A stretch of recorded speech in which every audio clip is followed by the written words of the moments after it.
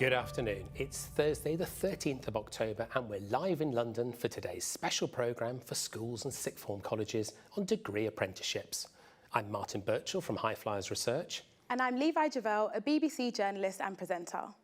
By way of a brief introduction, High Flyers Research has been researching the graduate employment market since the mid-1990s. And I'm a former apprentice who joined the BBC straight from school to do a journalism apprenticeship. So what's coming up in today's programme? If you're a sixth form student, then there are two routes you could take to get a graduate job after leaving school. You could choose to study a degree at a university in the UK or elsewhere in the world, or you could join an employer straight after leaving school to do a degree apprenticeship. Both options are intended to lead to a well-paid graduate job, but they offer very different pathways and provide very different experiences. At most schools and sixth form colleges, the route onward to university is a very familiar one for sixth formers. Open days and university visits, writing a personal statement, completing the UCAS application form, offers from universities, and then the long wait for A-level results day. But the pathway offered by degree apprenticeships, well, that's much less understood. And because degree apprenticeships are still relatively new, many schools have yet to have a single student start a degree apprenticeship after leaving school.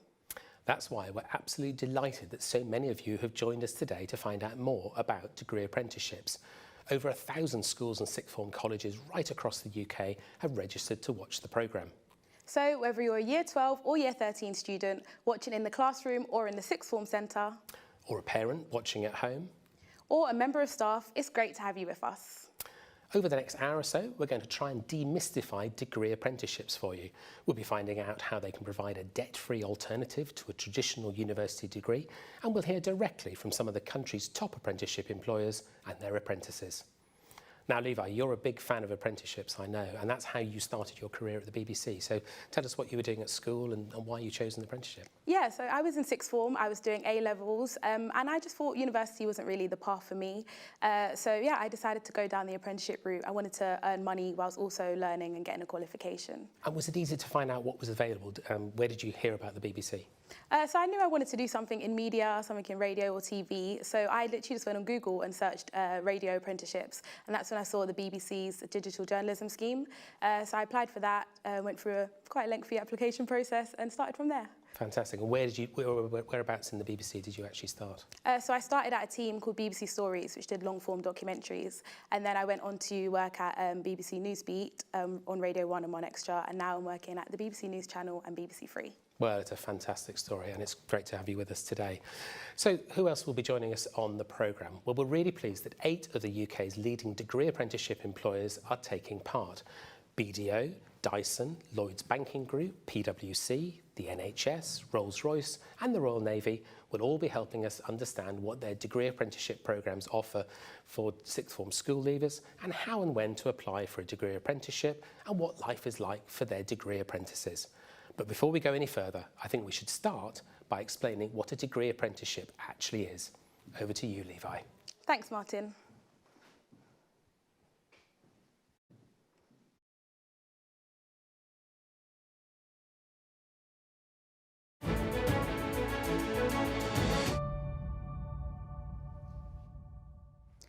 An apprenticeship is defined by the government as a paid job which offers practical work experience alongside formal classroom-based training that leads to a nationally recognised qualification. This training must account for at least a fifth of time spent on the apprenticeship and is paid for by the employer. Apprenticeships are open to people of all ages, not just school leavers and young people. In England, there's a complete range of apprenticeships available, from levels 2 and 3, which lead to qualifications that are equivalent to GCSEs or A-levels. Levels 4 and 5 are higher apprenticeships, which are classed as being the equivalent of a foundation degree.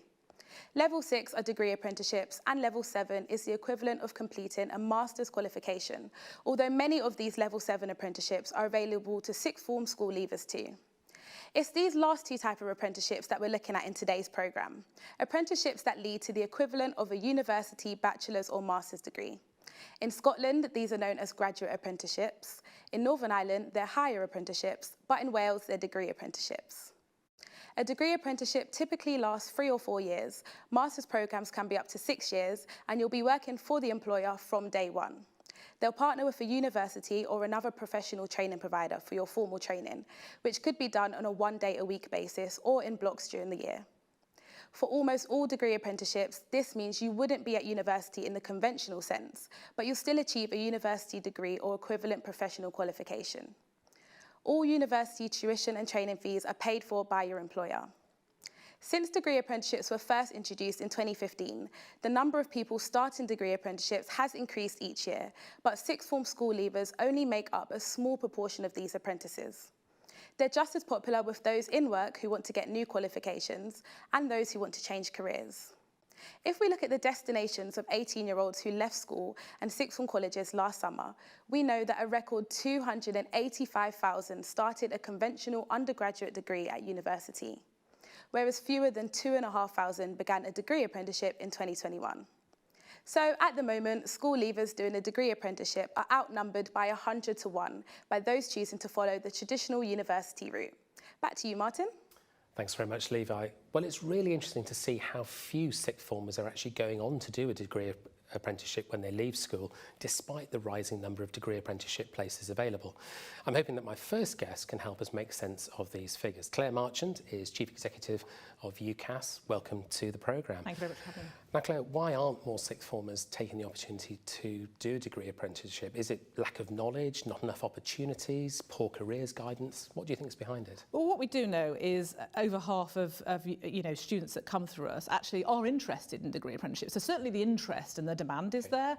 But I think fundamentally what we're working on is making sure that is an easy to navigate route, and helping teachers and advisors particularly in their lessons, as they're planning lessons, just help students navigate. And that navigation needs to be easy to access, it needs to be engaging, it needs to be personalised, all of that. And at the moment, that one-stop shop where you can see a traditional three-year undergraduate degree alongside degree apprenticeship isn't there. And that's what we're creating. So I think it's really important that we respond to that demand, and there's much more to be done in terms of the supply. So there's also an issue there. But there are really great opportunities. You're going to hear that today out there at the moment. We just need to help our young people navigate those. Absolutely. And of course, the application process for university, it's long established, it's well understood, very efficient, but by comparison, each employer is doing their own thing. They're advertising their opportunities at different times. Many of them have deadlines well beyond the university application deadline. So, as you say, there isn't really a central portal. Are you hopeful that employers might come together to actually put all their information and perhaps streamline their processes?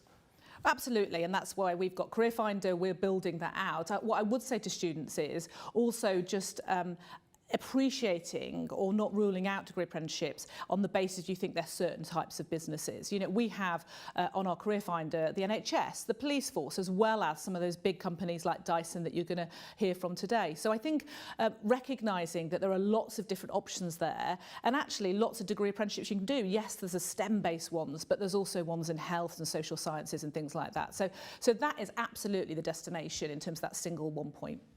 And of course, all the predictions are that the number of 18-year-olds wanting to go to university is going to continue increasing in the next few years. How big a part do you think degree apprenticeships are going to have in terms of meeting that extra demand? An absolutely fundamental part.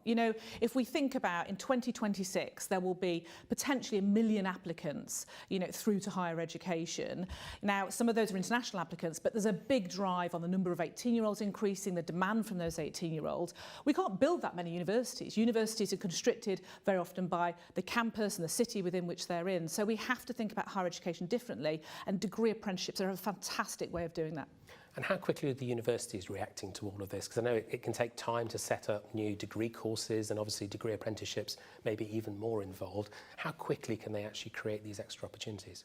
They're really agile now when they're looking at, and particularly during the pandemic, I think universities become more and more agile in terms of what curriculum they put on. So if you think about big universities, Manchester Metropolitan, Nottingham Trent, Hertfordshire, all of these universities have been doing it for a while, but are already looking at what are the new apprenticeship standards, what do we need to think about in terms of the jobs of the future, and what we lay on working with local employers. And what are you doing in terms of educating parents? Because certainly some of the times I spend in school, you do hear lots of opposition from those who say, well, universities become the only route really for those who are progressing after sixth form. Apprenticeships are, they're plumbing and hairdressing. How are you dealing with that? And you're right, the stereotypes exist. I was at an event with about 15,000 students just last week, and they were like, no, mum and dad don't want me to do an apprenticeship. So those do continue to exist. We have a direct relationship with those parents, but particularly through teachers advisors, to break down some of the stereotypes and really say, you know, you can be a doctor, you can do really, really aspirational things through a degree apprenticeship. And, you know, it's not right for everybody. It's about the right choice for you. If you want a campus experience, that's one thing. If you want to earn while you learn, that is another thing. Fantastic. Well, Claire, that's been really helpful. Thank you very much for setting the scene for the degree apprenticeship market. That's much appreciated. So Clare Marchant, Chief Executive of UCAS. Now, over the past month, we've been conducting research with many of the country's top graduate and apprenticeship employers in order to compile a showcase of 50 major employers who'll be offering degree apprenticeships in 2023. Let's take a look at the first 10 employers.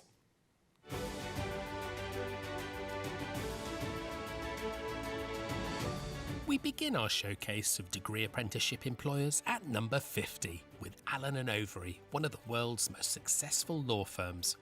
Its first Level 7 solicitor apprentices began their training at the firm's London offices this autumn and will become fully qualified solicitors in 6 years' time. At 49, the Valuation Office Agency is the government body that values properties for council tax and business rates. The VOA offers up to 10 chartered surveyor degree apprenticeships each year. Network Rail is at 48. It owns, operates and develops Britain's railway infrastructure.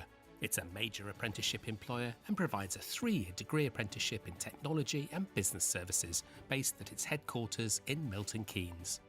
Consumer goods company Nestlé may be famous for brands like Kit Kat, Cheerios, Smarties and Nespresso, but its Nestlé Academy offers degree apprenticeships in management, packaging, finance, data science and food technology.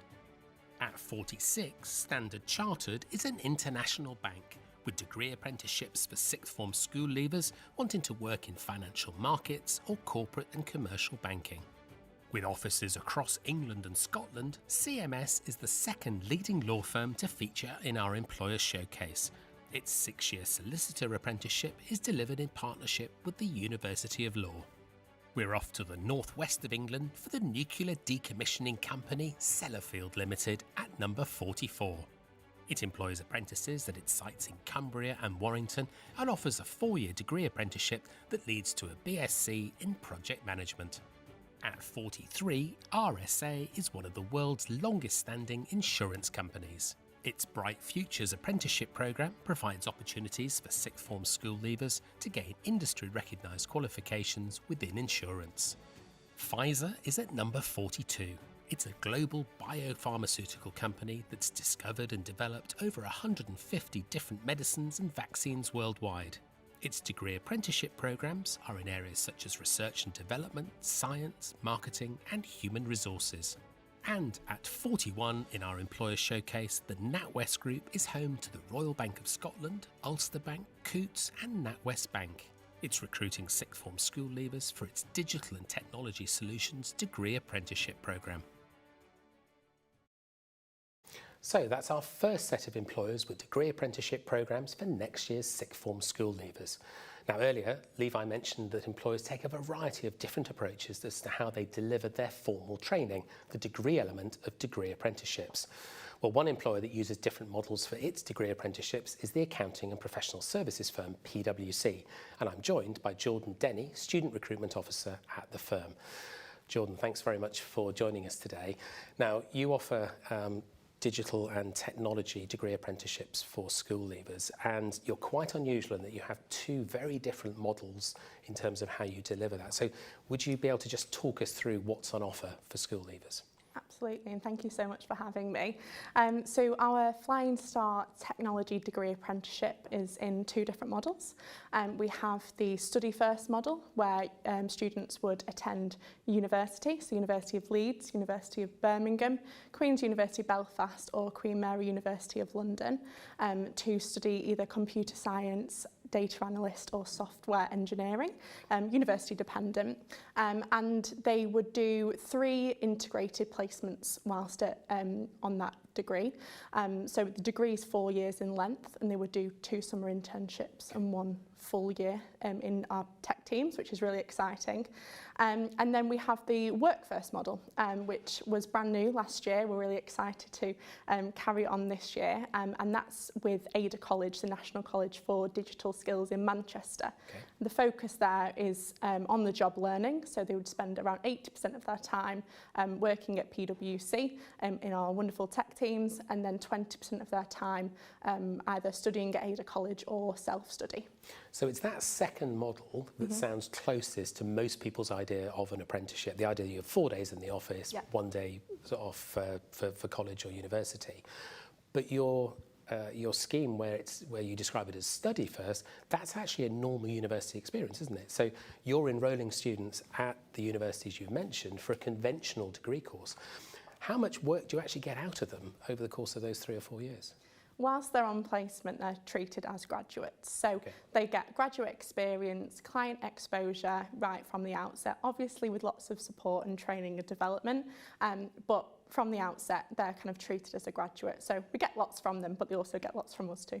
But just to be clear, they're enrolling at university alongside other freshers. They're having a completely normal student experience. They're there in halls. They're enjoying all the things that university life brings. But you're paying them a salary and you're covering the university tuition fees. Absolutely. So our Study First and our Work First pathways are both fully funded. So we fund all their tuition fees and we pay them a full-time salary for the entire duration of the programme. So whilst they're at university on that Study First pathway, they feel like a normal university student. So this is all about giving people choice. If they want to start in the office straight away, that's one option. If they want to actually go and get the university experience, that's possible as well. And they both take the same length of time. So the Study First pathway is 4 years, where they're at university, and the Work First pathway in Manchester is 3 years. It's slightly quicker. Yeah. Okay. Well, I'm really pleased we're actually joined by 2 of your degree apprentices who are experiencing the Study First model. So the first is Ben Skinner, who I understand has just finished his computer science degree from the University of Leeds. And our second apprentice is Arushi Jain, who is at the University of Birmingham. So let me start with you, Ben. You're out the other side. You've had 4 years at the University of Leeds on the computer science course. I'm assuming it was perpetually your round at the bar because you must have been one of the best funded students there, presumably. It was quite an experience, yeah. So, hi, by the way, thank you for having me. But yeah, it was really great. Certainly being funded through uni, it was always strange sitting in those lecture theatres, being that we had the standard experience of all the other students, we'd sit amongst them, but there was always the knowledge that we had the wage and the tuition fees paid. We had the extra support as well from PwC along the side, which was really great. About the degree apprenticeship, how much did you know about PwC or about the accounting professional services sector? Was it something you've been aiming at from a younger age? For me, no. I always knew that I wanted to work with computers. I always knew that I liked tech, but PwC really came as a bit of a curveball for me. So it was a shock, but having delved deeper and learned more, it's something of a long-term career for me now, I think. And of course, over a 4-year period, aims and ambitions can change. Did you find that you felt confident about your decision as you went through it?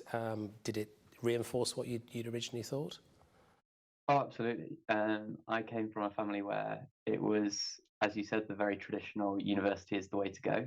And I wasn't sure that it was for me. But the more and more I looked into it, even in the application process, the more I started to fall in love with the idea of doing the program. And as I've gone through, I really wouldn't change any of the decisions looking back. It's one of the better choices I've made for my career, I think. Fantastic. Well, literally a flying start, as it says on the tin. Arushi, let me bring you in. You've been studying at the University of Birmingham, but you're on your placement year at the moment, aren't you? Tell us a little bit about the work you're doing. I am, yes. So I'm situated in tax tech.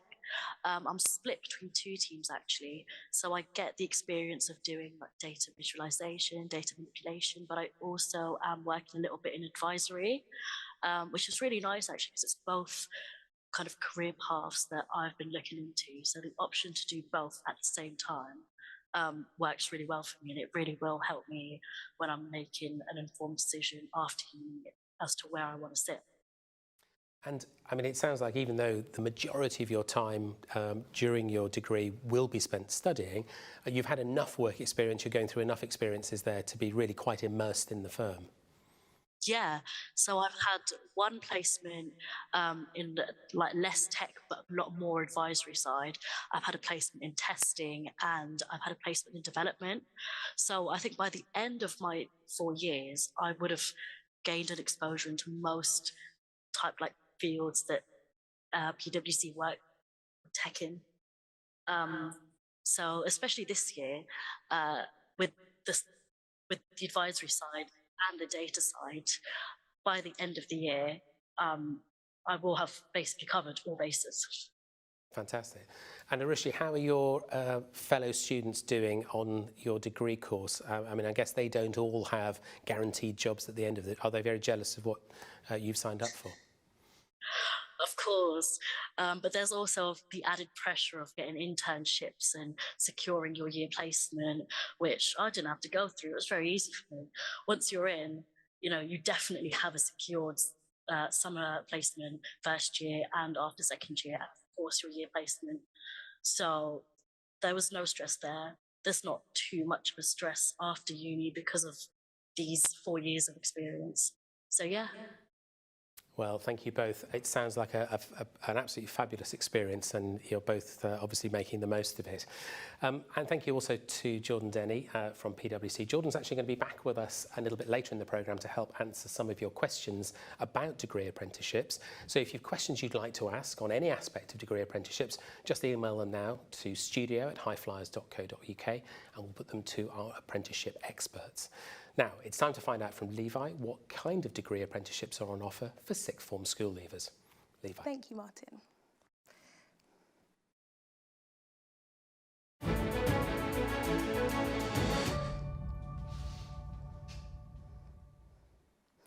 There's now more than 100 different types of level 6 degree apprenticeships available, but by definition, each one is a vocational experience with a very specific role or job title, many of which will be unfamiliar to most sixth formers. It's an impressive list from aerospace engineer, chartered surveyor and cybersecurity professional to digital marketer, financial services professional, laboratory scientist, midwife, police constable, project manager or a registered nurse or a rail system senior engineer. In each case, you'll be working in these roles as soon as the degree apprenticeship begins and will study for an appropriate degree that accompanies the occupation or profession. And it's not just level 6 opportunities. There are also a growing number of master's level apprenticeships. So you could choose a level 7 apprenticeship to become an architect, chartered accountant or tax professional, or train to become a fully qualified solicitor, all whilst earning a salary and having your training and tuition fees paid for in full by your employer. If we look at which degree apprenticeships sixth form school leavers have enrolled on in the past year, we can see that digital and technology solutions professional was the top choice. Almost 500 18-year-old school leavers started this apprenticeship in the autumn of 2021. Accountancy and tax professional, chartered surveyor and chartered manager were the next most popular options. But you can see on the right-hand side that only a handful of school leavers started degree apprenticeships in some of the most specialist roles, like nuclear scientist, food industry technical professional, and material science technologist.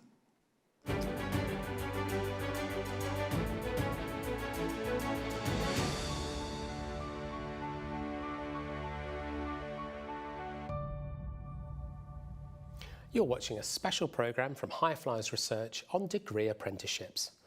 Now, we've just heard from Levi about the very considerable number of different types of degree and master's level apprenticeships that are available. One of these is the Level 7 Solicitor Apprenticeship, which several top law firms are offering. And I'm joined by Steffi Contado, Emerging Talent Business Partner at the firm Eversheds Sutherland, to explain more about how these apprenticeships work. Steffi, welcome to the programme. Thank you very much for joining us. I'm interested first just to perhaps to do a recap on what the conventional career path into law would be. So if you choose to go to university to study a law degree or perhaps convert to a law qualification later on, what does that path look like? Yeah, sure. So for someone that decides to do a law degree and go to university and do the traditional route, they would go and typically do a 3-year law degree at university. Okay. They would then have to do the legal practice course, or now the Solicitor's qualifying exam, which also takes an additional year. Okay. And then after those 4 years have been completed, they would do a 2-year training contract. So that in total would take 6 years. Okay. Now, Eversheds is one of the first firms to embrace the Level 7 Solicitor apprenticeship. That also takes 6 years. How does it differ, though, in terms of the experience that a school leaver would get by enrolling for the apprenticeship? Yeah, correct. So they would still, at the end of the 6 years, come out with a law degree, just as they would if they'd gone to university. But at the same time as getting that law degree, they would have 6 years experience. So in the first 4 years, they'd be working with us full-time, okay, with 1 day paid study leave to study towards their degree. And then in their 5th and 6th years, they would join the training contract alongside our graduates. Okay. So they'd have 4 years experience, a guaranteed training contract, and the law degree at the end of that. And the law degree at the end of that, that's important, is it? Because that is then portable. Yeah. They could potentially take that to another firm or another direction for their career. And that's one of the things that really underpins apprenticeships, isn't it? That it leads to this nationally recognised qualification. Yes, exactly, yes. Is there a difference in terms of the experience that degree apprentices will have by the time they arrive, you know, for those final 2 years? They presumably know you pretty well, and they know the law pretty well as well, don't they? Yeah, exactly. They will have been in the business for 4 years. They would have built and developed relationships with the employees and, you know, their peer group and partners and different levels of seniority.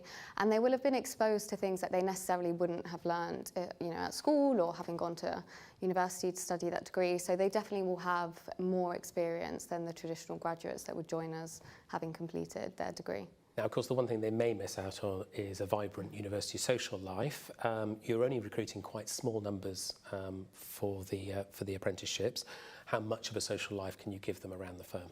Yeah, so the firm is very social. There's loads of activities, events, social committees, and lots of opportunities for the apprentices to get involved in. Obviously, they'll be studying and working, so you know, may have slightly more limited time than those that go to university, but there's definitely a big social scene and lots of social opportunities for them to get involved in. And do you find you're mainly recruiting apprentices straight from school, or are people coming to you perhaps a little bit later on once they've perhaps taken another path or looking at other options? So the majority are coming straight from school. We do have maybe a small amount that have maybe gone to university for a year, decided it's not for them, and then considered alternative routes. But I'd say, yeah, the majority would come as school leavers.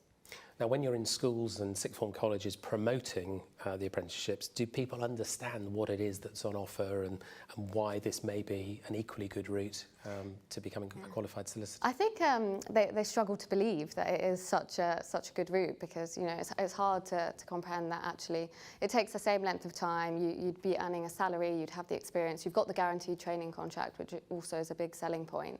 So they often ask us, you know, what are the negatives, or you know, it seems too good to be true, and I think there sometimes is a worry that it won't be seen as, you know, as a good route as going to university, but it definitely is recognised as, you know, an equal pathway into the profession. And they are some great starting salaries as well. What are you paying in London at the moment? Yeah, so 23,000 in London and 20 outside of London.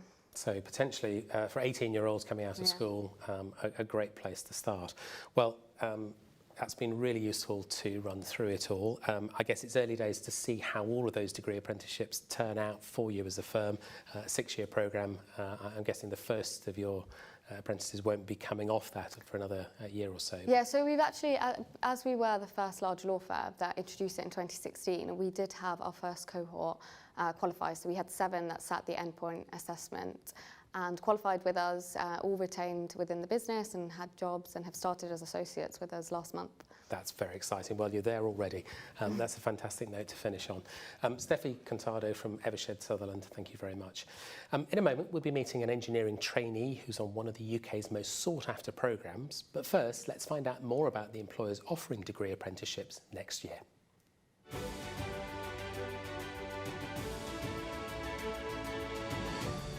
We return to our showcase of the UK's degree apprenticeship employers with the Lloyds Banking Group at number 40.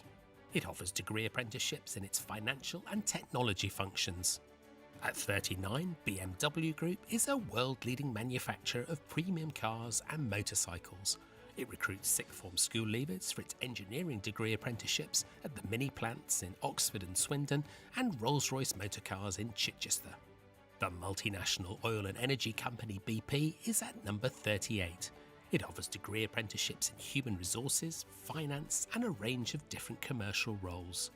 One place ahead, Arup is a global firm of designers, engineers, planners and business consultants with 16 offices across the UK and places for up to 30 degree apprentices in 2023. At number 36, JCB is a British multinational manufacturer of equipment for construction, agriculture, waste handling and demolition. Its degree apprenticeship programmes include engineering and business. AstraZeneca is at 35. It's a global, science-led biopharmaceutical business that recruits around 30 apprentices annually for its laboratory scientist degree apprenticeship programme. And at 34, we've another multinational pharmaceutical and biotechnology company. GSK is offering 35 places on its laboratory, pharmaceutical, data science and supply chain degree apprenticeships in 2023. Bloomberg is at number 33. It's a global leader in providing business and financial data, news and market insights, and has degree apprenticeships in finance and technology. At 32, Thames Water provides water and sewage services for 15 million people across London and the Thames Valley. It's a major apprenticeship employer with degree apprenticeships in mechanical and electrical engineering, project management and chartered surveying. And at 31, Santander is another well-known name from the banking world. It's planning to recruit up to 50 degree apprentices in 2023 for its finance and data science programmes. So there we are, 10 more UK employers who will be providing degree apprenticeship programmes in 2023. Now, Dyson is the first of 3 case studies we're including in today's programme to show the sheer variety of different opportunities available to sixth form school leavers. Best known for its innovative vacuum cleaners and hand dryers, Dyson has set up its own Institute of Engineering and Technology, offering Dyson degrees to encourage more young people to take up careers in engineering. Let's take a look at their campus in Malmesbury in the west of England.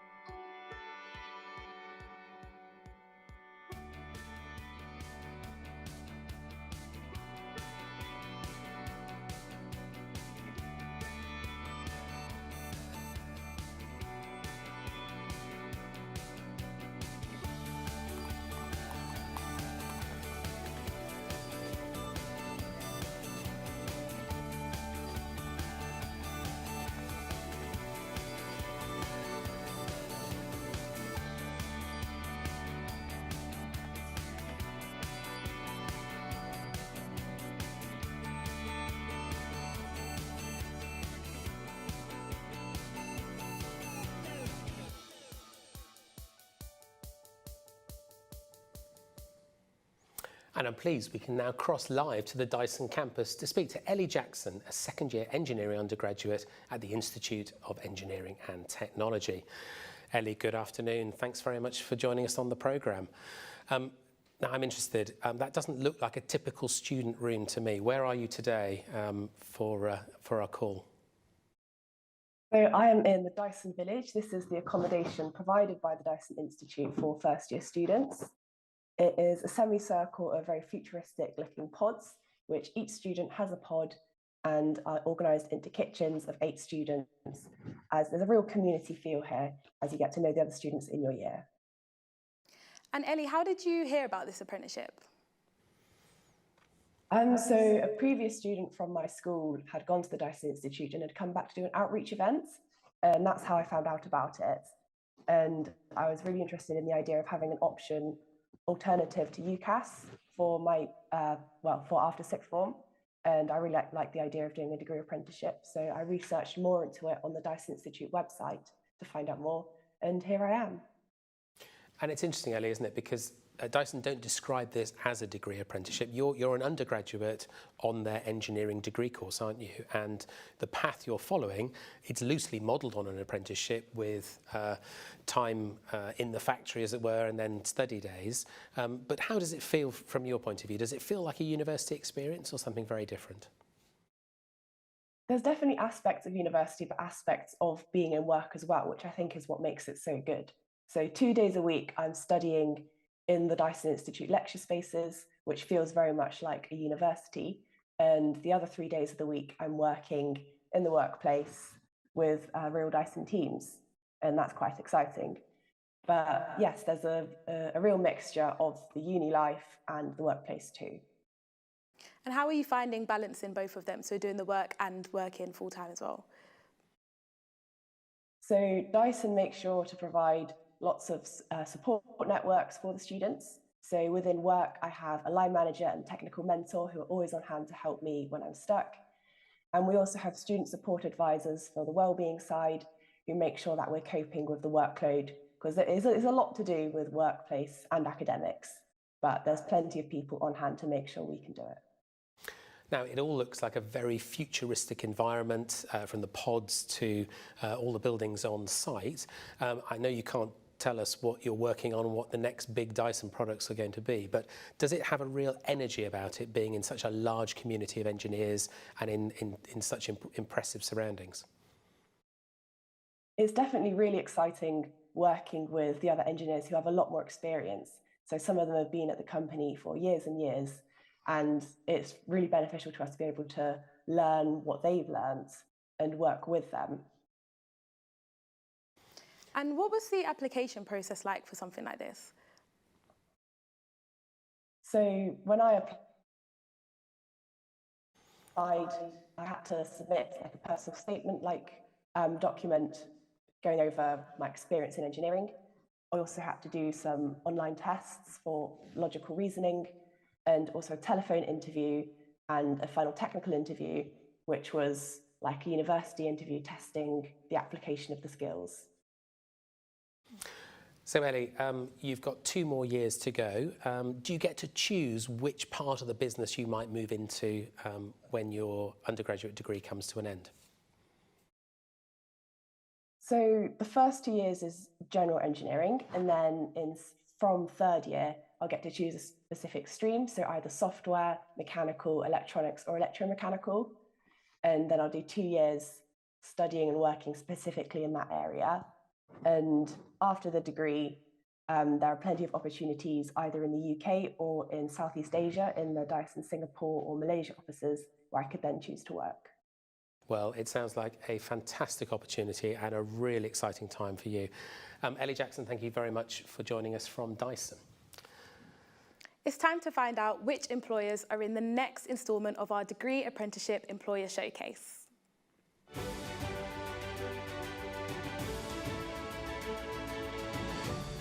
We're back to our showcase of the country's degree apprenticeship employers with defence company MBDA at number 30. It's offering 40 places in 2023 on its 4-year degree apprenticeships in engineering, software and technology. At 29, Arcadis is a leading provider of sustainable design, engineering and consultancy solutions for natural and built assets. Its degree apprenticeship programmes include engineering, project management, transport planning and surveying. Banking and financial services giant HSBC is at number 28. It has around 50 places available in 2023 on its new 4-year degree apprenticeships in wealth or personal banking that include a series of different rotations within the bank. We stay in the world of finance for JP Morgan at 27. It was one of the first investment banks to offer apprenticeships in the UK, and it has degree apprenticeship programmes in financial services and technology in both London and Bournemouth. At 26, don't tell anyone, but MI5, the security service, is looking for would-be software engineers to join its technology degree apprenticeships in 2023. One place ahead, and Thales is a global technology leader working in the areas of big data, AI, connectivity, cybersecurity and quantum technology. It provides a range of degree apprenticeships in engineering and technology at its sites across the UK. At 24, Balfour Beatty is an industry leader in construction. It's looking for over 50 sixth form school leavers in 2023 for its 5-year degree apprenticeship programmes in civil, electrical and mechanical engineering, construction and design. Partnering with the universities of Bradford and Strathclyde, supermarket retailer Morrisons offers degree apprenticeships in retail management, manufacturing engineering, logistics and corporate services. The BBC, the world's leading public broadcaster, is at number 22. It offers a number of different degree apprenticeship schemes, including journalism, broadcast and software engineering, cybersecurity, data science and business management. And at 21, Clipper Logistics is one of Europe's leading retail logistics providers. It's created a degree apprenticeship in professional supply chain leadership in partnership with Sheffield Hallam University. We've heard a lot already about the opportunities that degree apprenticeships can offer to sixth form school leavers. My next guest is here to explain more about the application process that students will need to go through. Tasmia Niazi is a software engineer at Lloyds Banking Group and a former degree apprentice. Welcome to the programme. Now, you've just finished your degree apprenticeship, but I'm hoping you can think back to when you started and the application process you went through. So what is it that Lloyds Banking Group ask applicants to do? Yep, thank you for having me. So I remember when I was applying for the application, when I was applying for my degree apprenticeship, the main thing is that you just want to come across being yourself. So most students will be already filling out the UCAS application as part of university. So your UCAS application is pretty much what you can take to the application process within Lloyds as well.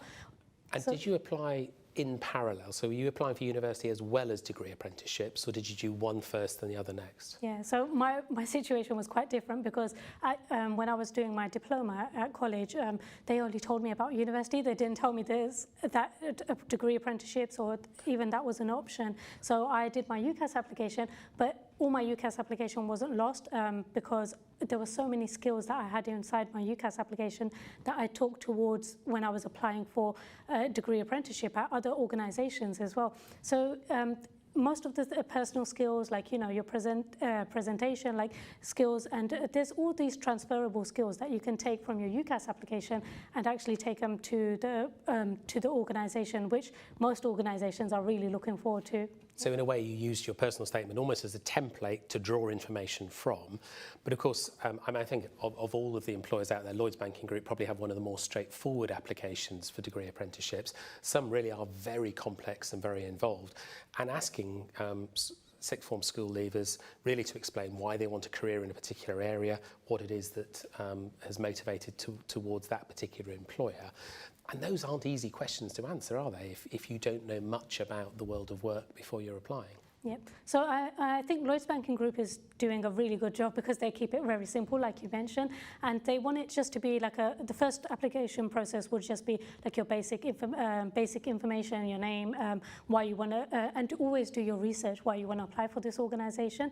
So just have some kind of basic knowledge about what the organization does, and then after that they just kind of ask you like basic questions that you know, what interests you, what discipline you would want to go in, and then after that, like, you can just kind of there's a scenarios-based question. So we're just kind of trying to see how you're good at working in a team, or how you're getting on with other team members. So you could always kind of relate to school activities that you've done, like playing in a football team, or you know, like working within a group, how you've kind of worked with other people as well. So those kind of things. And then we also just kind of have a very casual video interview where you're just like speaking to someone and you're just going through like basic questions, you know, how would you perform under pressure, or how would you so it's not really hard because at school and colleges you would be kind of going through those scenarios already. And I think the main thing is just be yourself. That's one thing that we really proudly, even for interviews or anything else, we always just say kind of, you know, just calm down, don't let the nerves take the best of you, and just be yourself. And that's mainly what we're looking for with just natural people. Well, that's really good advice. And just tell me a little bit about the timetable. So were you applying in the spring of your final year at college, or was it around about the same time as the UCAS process? Yep, so it was around the same time. So May, June, I started applying for, I had done my UCAS application prior to that. So, and then after that, I was just searching online. I was looking at different opportunities. Right. And I remember clearly when I applied for university, I got accepted for King's College London. And that was really hard to get into anyways. So once I had got accepted for that, I remember I was going to do an industrial placement year, which was going to take me to 4 years anyways. But then the degree apprenticeship is 4 years as well. But I got to have incomparable experience, which workplace experience, which you can't compare to by just having a normal undergraduate degree. And they both were taking the same amount of time. So it was a win-win situation for me where I was going to be gaining the experience, working on real life projects and contributing to Lloyds Banking Group. So I thought, the apprenticeship just sounded like a no-brainer. Well, what a fantastic position to be in, to have both of those options, and it sounds like you chose the one that was absolutely right for you. Thank you very much for joining us today. It's been really good talking to you. Thank you. Now, if you're trying to weigh up whether a degree apprenticeship might be a good option for you, or if you should follow the traditional university route, then help is at hand. Levi has been comparing the different pathways. Levi. Thank you, Martin.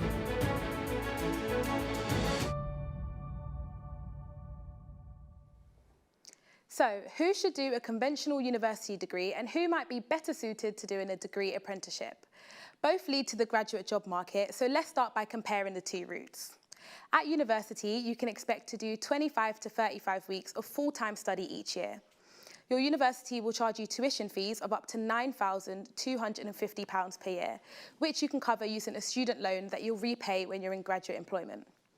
The combination of tuition fees and living costs at university mean average graduation debts for students are typically £40,000 to £50,000. On a degree apprenticeship, you'll study for the equivalent of 1 day per week.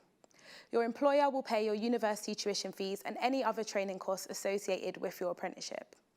Because you'll be an employee, you'll be paid a salary throughout the apprenticeship, usually in the range of £15,000 to £23,000 per annum. So that's the practical comparison, but who is most suited to each route? The latest research of university students show that fewer than 1 in 6 were certain about what they wanted to do for their career when they started their degree. So for the majority of sixth formers, going to university provides you with 3 or 4 years to think about the type of career you'd like to do. You'll have time to get to work experience, try out different industries or business sectors, and prepare for the graduate job market, all while studying a subject that you're interested in, and hopefully enjoying the social and extracurricular life on offer at university. For sixth formers who already know what they want to do in the future, a degree apprenticeship could be an ideal option, provided there's an apprenticeship that matches the type of job you're interested in. So if you know now that you want to work in technology, engineering, law, marketing, or any of the dozens of other occupations and professions that we looked at earlier, then a degree apprenticeship could provide you with a fully funded route to a graduate level job in the industry or business sector that you're interested in. And remember, the degree that comes with the apprenticeship may well be from one of the leading universities in England, Scotland, Wales, or Northern Ireland. What you can't do is a general apprenticeship whilst you make your mind up about the type of career that's right for you. All degree apprenticeships are for specific jobs or occupations, and in order to win a place on them, you'll need to be able to persuade an employer now why you're keen to work in that role. Back to you, Martin. Thanks very much, Levi. That's really helpful. Now, for the second of our case studies of employers who are offering exceptional opportunities for sixth form school leavers, to help set the scene, we asked this next employer to send us some footage of a typical day in the office. Here goes.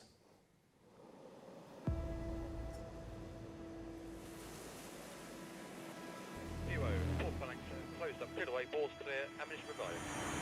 Range at 20,000 yards.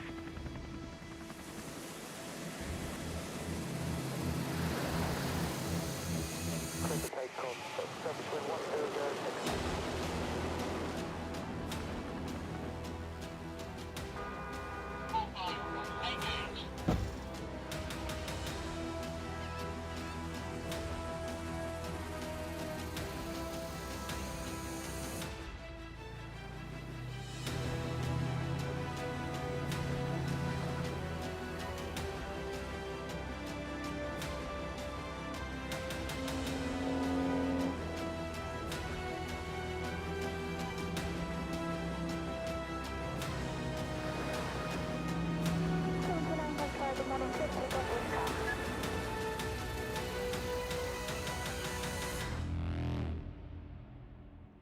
Wow, I'm exhausted just watching that. But I'm delighted that we're joined by Sub-Lieutenant Honesty Shaw-Young, who's a Royal Navy University cadet at Newcastle University. Good afternoon, Honesty. Thank you very much for joining us on the programme. I noticed that you've already joined the Royal Navy. You're there in uniform, and yet you're a fresher at Newcastle University. So tell us what you've done since you left school and your decision to join the Navy. So I was on an A-level scholarship through my 2 years at sixth form, and I finished school last summer. And then I went off to Dartmouth in September to start officer training, which is 30 weeks at Britannia Royal Naval College in Dartmouth. I'm on a university cadet entry scholarship. So that's where you would go to Dartmouth first, do your phase 1 officer training, and then you go on to do a university course, which is fully funded by the Navy. So that's where I am at the moment. And then I would come back and do my phase 2 training as a marine engineering officer at the end of university. And I should probably just point out, there are 2 schemes, aren't there, that the Navy offer for school leavers. And yours isn't an apprenticeship as such, it's more of a sponsored degree. So there are places for around 35 people each year on the defence undergraduate scheme. And that provides, I suppose, what you think of as a sponsorship through university. But you're actually in the elite version of that, so you're already being salaried by the Navy as well as having all your university fees paid. So a tremendous position to be in. I was going to ask, how tough was all of that to sign up for as an 18-year-old leaving school? So I would say it's definitely been the hardest year of my life so far. But it's also been the best. I don't think I've ever laughed as much as I have in the last year. It's been, I've met some really amazing people, and I've learned so many new skills, leadership skills. It's been amazing, really, really good. And honestly, we saw a little snippet of a day in the life. Can you just talk us through a day in the life, because it looked amazing. So that's when you're fully qualified. During training, you will be able to do IST, which is initial sea time, in which you spend 6 weeks on a ship in the fleet. So I spent time on HMS Prince Wales. So that's one of our aircraft carriers. So I spent 6 weeks on there, and you get integrated into the ship's company. You have a task book that you have to fill out. So yeah, day sort of starts around 8, ends at 4. Sometimes longer, but throughout training you'll be on much longer hours than that. They do work you to the bone during training, but yeah, sometimes you'll be alongside, so you'll be in either Portsmouth or Plymouth, or you'll be at sea, and we have ships all over the world, but so you could be deployed on any different class of ship. So you're now at Newcastle, you're doing a mechanical engineering degree. How much time are you having to spend doing Navy things as well, juggling your studies alongside? So across the UK, we have University Royal Naval units. So this is somewhere that provides university students access to officer cadet training within those units, and they branch out to all of the universities across the UK. So I am based at Northumbria, Ernu, and so they have drill nights every week in which I would attend as a training officer. But yeah, they're available to everyone who wants to try, and you just have to do a swim test and an interview to be able to take part. So it's early days with your Navy career, but where do you see yourself going once you've graduated and once you're there at the Navy full time? Yeah, so after I graduate, I have 18 months more training to do to become a fully fledged marine engineer officer. And then after that, I would work my way up the ranks, hopefully, and yeah, be deployed on different classes of ship, and yeah. Well, it's an absolutely tremendous scheme. I wish more people knew about it. It sounds like an absolutely amazing start to an engineering career and a career in the armed forces. Honesty Shaw-Young, Sub-Lieutenant Honesty Shaw-Young, thank you very much for joining us this afternoon. Thank you.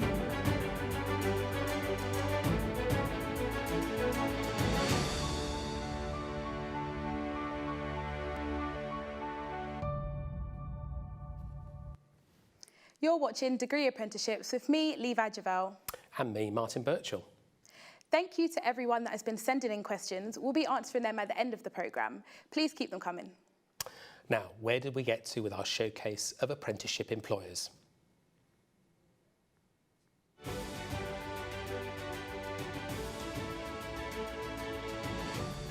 We're into the top 20 in our showcase of degree apprenticeship employers with BT. It's a global market leader in telecommunications and technology solutions, with degree apprenticeships in project management, customer services, software engineering, applied research and cyber security. Rival telecommunications firm Vodafone is expanding its intake of degree apprentices in 2023, with up to 70 places available in its engineering, data analytics, cyber security and human resources divisions. At number 18, infrastructure engineering consultants AECOM is set to recruit over 70 apprentices next year for its degree apprenticeships in transportation, engineering, surveying and project management. One place ahead, IBM is a multinational technology corporation. It offers up to 80 places annually on its Digital and Technology Solutions degree apprenticeship programme, with study at the University of Exeter, Manchester Metropolitan University and the Open University. At number 16, Jaguar Land Rover is one of the UK's best-known motor manufacturers. It provides degree apprenticeships in professional engineering, technology, supply chain and logistics, and finance. At 15, Accenture is a global technology and consulting company. It's planning to recruit around 120 degree apprentices in 2023 for its technology apprenticeships in London, Edinburgh, Manchester and the West Midlands, and its newly launched consulting degree apprenticeship. At number 14, BDO is an accounting and professional services firm. It's offering over 120 places on its master's level apprenticeships in 2023. A 4-year programme combining experience in areas like audit or tax with a professional accountancy qualification. Now that policing is an all-graduate profession, Merseyside Police is one of 40 forces across the UK offering police constable degree apprenticeships. There are around 140 places available with Merseyside Police in 2023 for the 3-year programme that leads to a degree in professional policing practice from Liverpool John Moores University. One of the world's best-known companies, Amazon, is at number 12. Its e-commerce, cloud computing, digital streaming and artificial intelligence businesses recruit around 150 degree apprentices annually for management, finance, sales, creative design, technology and engineering roles. And at 11, Airbus is a leader in the aerospace industry, operating in the commercial aircraft, helicopters, defence and space sectors, with degree apprenticeships in technology, engineering, materials science, procurement and supply chain. So that's our 4th set of employers offering degree apprenticeships in 2023. We'll be back for the final instalment a little later. Now, we heard earlier about making applications to employers for their degree apprenticeship programmes and how daunting this can be for sixth formers. I'm joined now by Abdullah Mir, the Early Careers Assistant Resourcing Manager at accounting and professional services firm BDO, who's going to explain what happens during employers' assessment and selection processes. Abs, thank you very much for joining us today.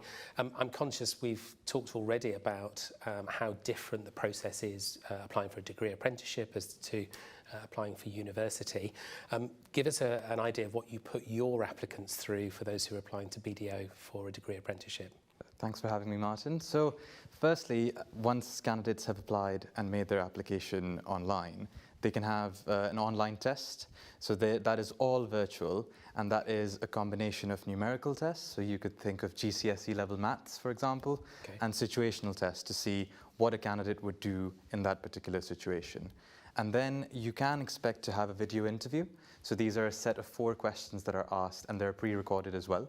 So this is just to see how a candidate can communicate in a live interview setup. Once that bit is done, companies do tend to have assessment centres as well.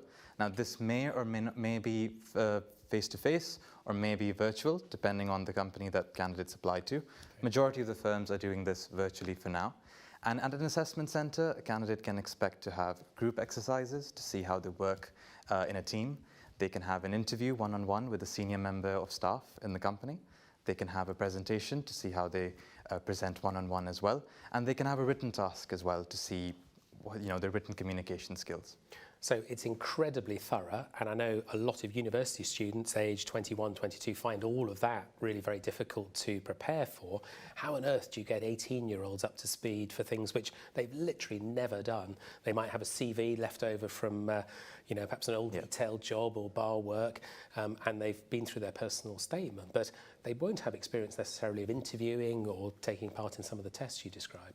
There are a few tips that I would always give to these students. Firstly, whenever you make a mind up about which company you want to apply for, go to their website. There's a wealth of information available there, and that you can use when you do make that application. Okay. There's insight days, there are open days that you were referring to earlier as well.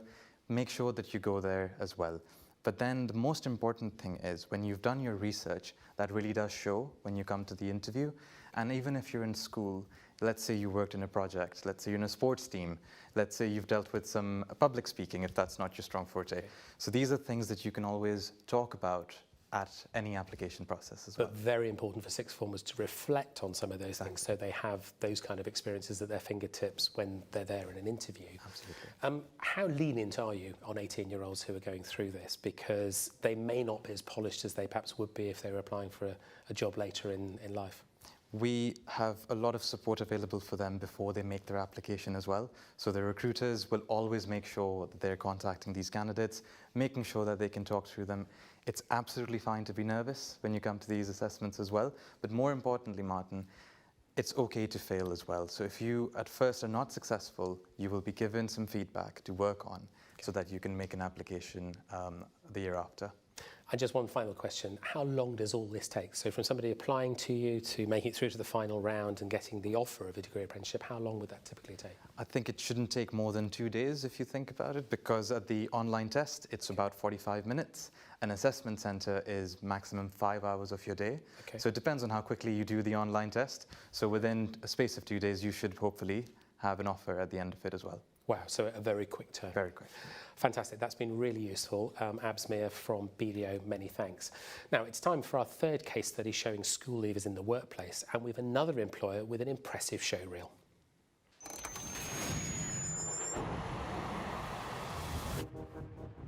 At Rolls-Royce, we believe in the positive, transforming potential of technology. Throughout our rich heritage, we've pursued more competitive power, developing ever cleaner, safer, groundbreaking technologies that shape the world we live in. We've created the world's most efficient large aero engine, powered nuclear submarines, and enabled land speed records.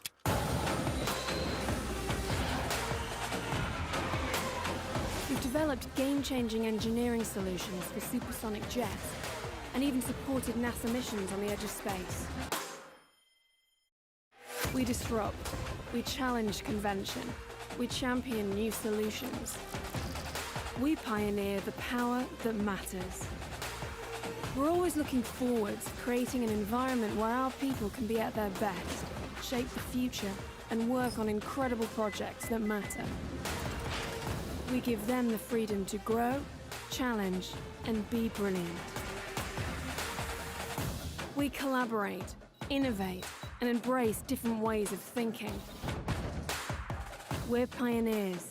Together, we'll advance beyond tomorrow.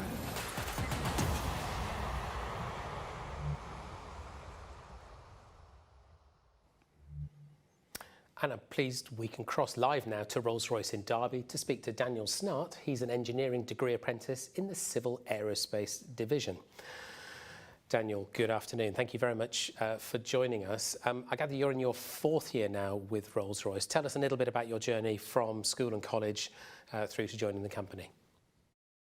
It all started when I was in college doing my level 3 BTEC diploma in engineering. So during that time, the college sort of told me about apprenticeships and how great they were. Rolls-Royce was always the #1 apprenticeship that sort of they proposed to us. So I set my sights on it and applied, went through the online test, interview day, and found myself here today at Rolls-Royce, now in my 4th year. And part of your job is looking at the maturity of some of the engines that are in service. Can you talk us through what else you do in your job? Do you get to drive any fancy cars? No fancy cars. Unfortunately, I wouldn't mind driving a Rolls-Royce, but unfortunately, it's not our company anymore. So as an apprentice, I actually get to move around the business quite a lot, doing a variety of different placements. So my current one is looking after the maturity of engines, but Rolls-Royce offers a wide variety of different job roles. So I've been a designer looking after individual components of the engine. I've also been a project manager looking after tests that we are testing new components on different parts of the engines that we've made. As well as that, our test houses where we test whole engines. I was looking at making sure that that's fit for purpose and ready. So our latest testbed 80, I was even working on electrical connections within the test house. So there is a really wide variety of different things that I get up to on my apprenticeship. So it sounds like you've got lots of responsibility already and working hard 4 years into your time with the company. Do you feel you've missed out, though, on the social life that perhaps some of your friends from school and college have gone on to at university? I mean, they're not necessarily putting in quite the same hours as you are, but you, of course, are getting a salary for your time at Rolls-Royce. Yeah, so that is one of the main factors that you really sort of have to take into account doing an apprenticeship. There is a lot more structure to an apprenticeship than there is the standard uni life. So you probably will miss out on student night in the week, going out clubbing and things like this. But for me personally, that was an okay trade-off. The benefits have much outweighed a few nights out. So I've learned a ridiculous amount of things instead, and it's really progressed me as a person. It's boosted my social skills, confidence, and yeah, I'm very thankful to be where I am. Nice. And you're in your 4th year. How long have you got left, and what are you planning to do after? So with being in my apprenticeship actually is only 4 years long. So this is my final year now. So I should finish sometime next summer.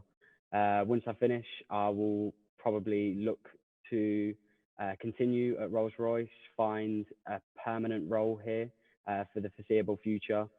Rolls-Royce do also offer to pay for your master's degree if you believe that it would be beneficial to you and the company. So I believe I'll make the business case as to why I feel a master's degree would be beneficial, and look to further my knowledge and become a more competent engineer, and eventually maybe look to get chartered as well. Sounds really great. Best of luck with the Masters. So that was Daniel Snart at Rolls-Royce. Thank you for joining us. We've already heard about 40 UK employers who are looking for degree apprentices to join them next year. Let's find out who our final 10 are.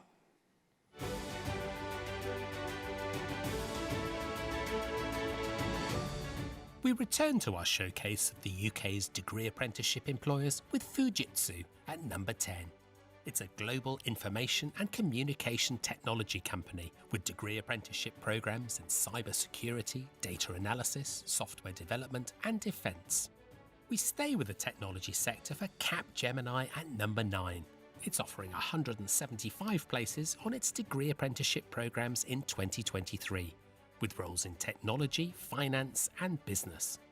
At 8, Grant Thornton is an accountancy and professional services firm that offers a 5-year master's level apprenticeship programme that enables sixth form school leavers to qualify as a chartered accountant a year sooner than graduates joining after university. Rolls-Royce is at number 7 in our employer showcase. It's a market leader in the engineering sector and provides degree apprenticeships in manufacturing, engineering, science, digital technology and procurement.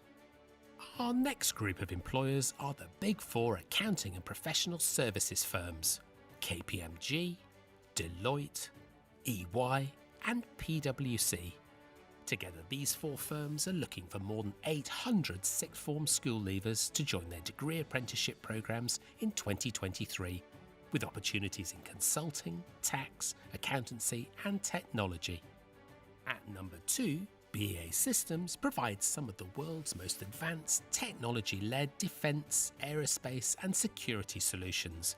It has almost 500 places available in 2023 for apprentices leading to degrees in aerospace engineering, nuclear engineering, project management, software engineering, information management and sustainability.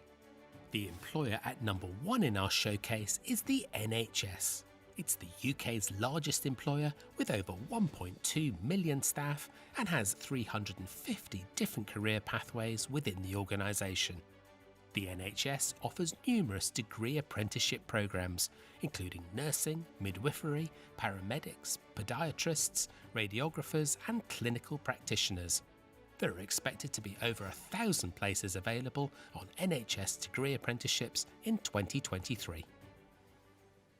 So there we have it. The NHS is set to be the largest employer of degree apprentices in 2023. But how do you find out more about which employers are offering degree apprenticeship programmes in the year ahead? Levi has a guide for you.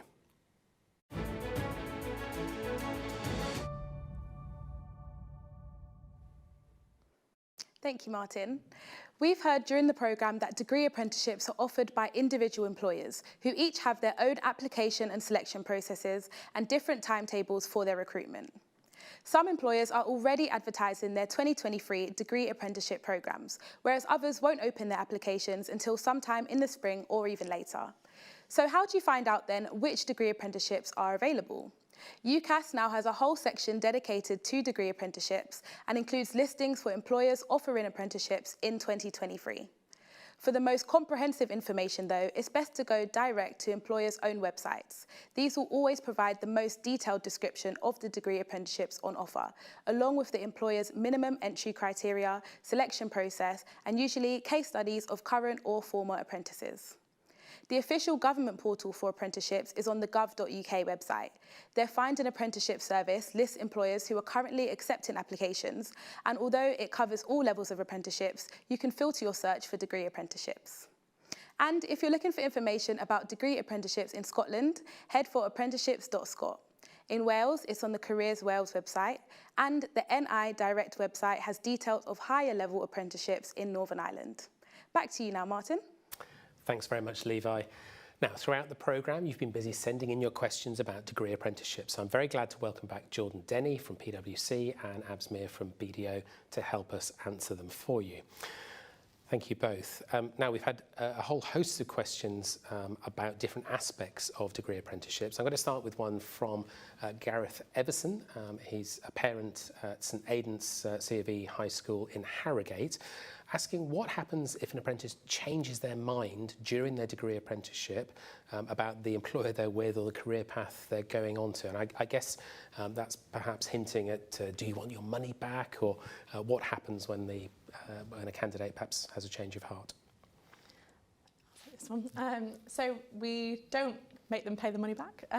They are kind of free to leave as and when they wish. We hope that doesn't happen, and we hope that we provide the right support and the university provides the support as well. It's very rarely that this happens, but as I said, we don't expect you to pay the money back. And there's a question from Rebecca Cuthbert. She's the head of careers at King Edward School in Birmingham. And I think she's concerned about whether or not students might be missing out. How can students be convinced they won't miss out on the community or social side of university life if they take the apprenticeship role? So, Abs, what do you do in terms of helping them make the most of a social life when they're at the firm? So firstly, when they do join in, they're part of an intake. So they are going to college together or taking those classes together, and they do get that sense of community feel as well. But we also have employee networks at work as well. So whether they're faith networks or any community that you associate with, so that gives all these candidates coming in a great opportunity to network with each other as well. So not quite the same Freshers' Week bonanza, but still a sociable time within their cohort. Now, a very specific question from a student, Henna Rahman. She was asking, could I ask for some advice on how and where to apply for an architecture apprenticeship degree and whether it's worth doing one or not? Well, I'm not qualified to explain whether it's worth doing or not, but the Royal Institute of British Architects, on their website, they have a list of all the universities that offer a level 7 architect degree apprenticeship, and that includes the universities of Bath, Birmingham City University, De Montfort, Leeds Beckett, London Metropolitan, South Bank, Northumbria, Portsmouth and the University of West of England. So lots of choices and opportunities there. Now, I think we have a member of staff from one of the schools actually joining us live to ask his question in person. So I don't know if we can join Mr. Durkin. He's the Assistant Principal at Our Lady and St Jad Catholic Academy in Wolverhampton. Good afternoon, Mr. Durkin. Thank you for joining us. I'm hoping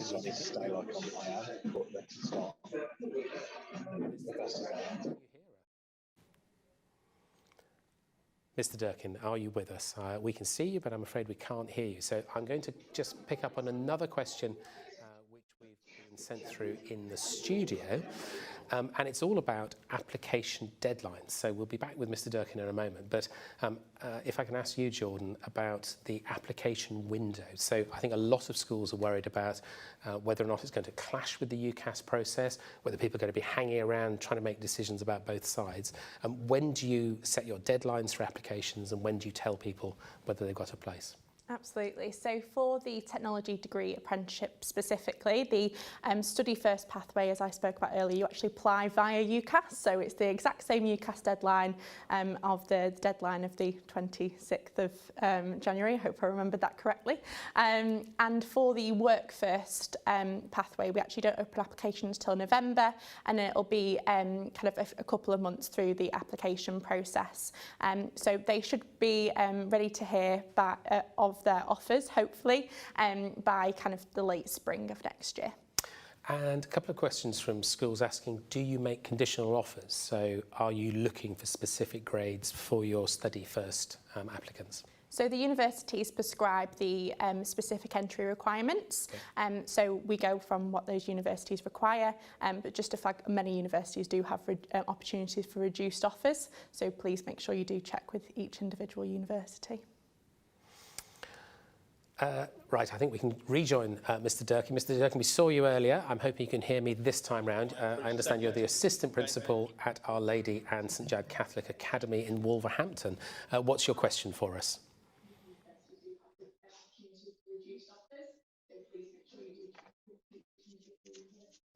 Mr. Durkin, I'm sorry, I don't think you can hear me.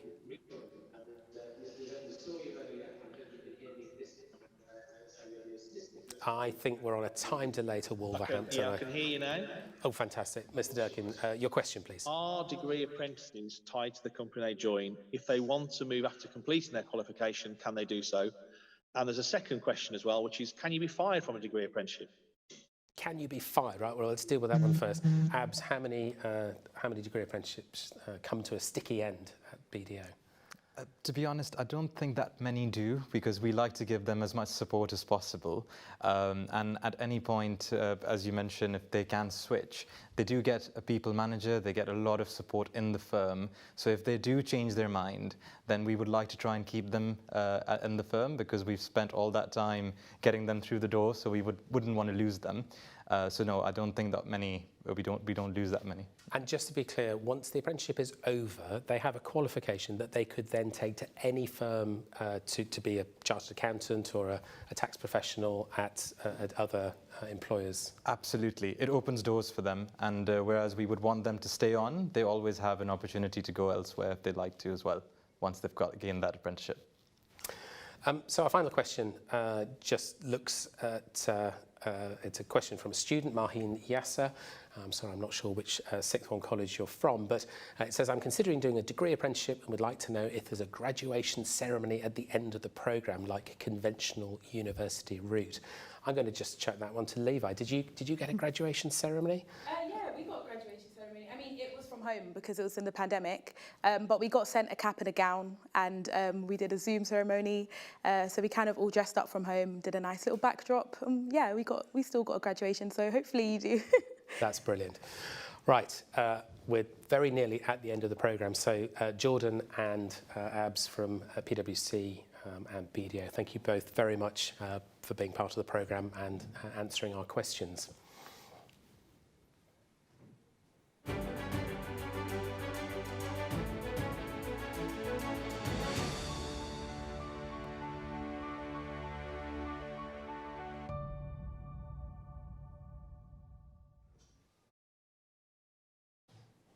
So there we are. It's been a very busy programme introducing the many different opportunities that degree apprenticeship programmes can offer. We can't tell you whether doing a degree apprenticeship after you leave school is the right option for you. Only you can decide that. But we hope that today's programme has helped you understand what's available from employers, how and when you can apply for a degree apprenticeship, and the type of training, qualifications and degrees that they lead to. Many thanks to BDO, Dyson, Lloyds Banking Group, PwC, the NHS, Rolls-Royce and the Royal Navy for supporting today's programme. And to all the recruiters and apprentices who've taken part and shared their stories with us. You can read more about the degree apprenticeships available at each of these employers' page on the special resources page that accompanies the programme. Head to www.highflyers.co.uk/degree apprenticeships. So I hope you've enjoyed the programme and you found the information and research that we presented about degree apprenticeships useful. If you're in Year 12 or Year 13, good luck with your sixth form studies and your future careers after school or college. But for now, our time is up. Thank you very much for watching. From all of us at High Flyers Research, until next time, goodbye.